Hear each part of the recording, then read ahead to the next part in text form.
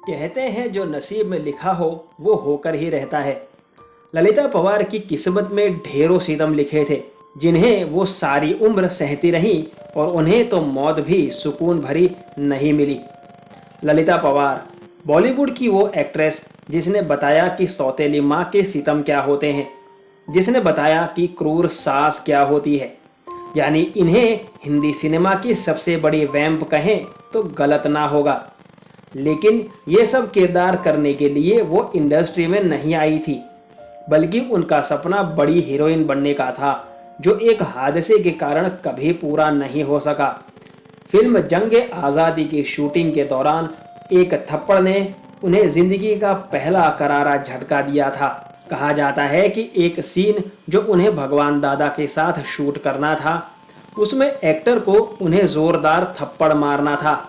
कहा जाता है कि वो थप्पड़ इतना तेज था कि न सिर्फ ललिता पवार के कान का पर्दा फटा बल्कि उनकी एक आंख भी हमेशा के लिए खराब हो गई। यह हादसा बेहद दुखद था, लेकिन उन्होंने हिम्मत नहीं हारी। सालों के बाद फिर से वापसी की। ये बात और थी कि हीरोइन बनना अब मुमकिन नहीं था, लेकिन एक्टिंग से नाता उन्होंने जोड़े रखा। धीरे धीरे वो खलनायिका वाले किरदारों में दिखने लगी। कभी बहू पर जुल्म किए तो कभी सौतेले बेटे के साथ बुरा बर्ताव किया।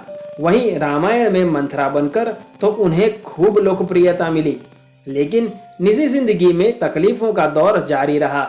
उन्हें दूसरा झटका तब लगा जब पति गणपत राव ने उन्हें उनकी बहन के लिए धोखा दे दिया, यानी कि उनकी छोटी बहन ने अपने जीजा के साथ ही दूसरी शादी रचा ली थी।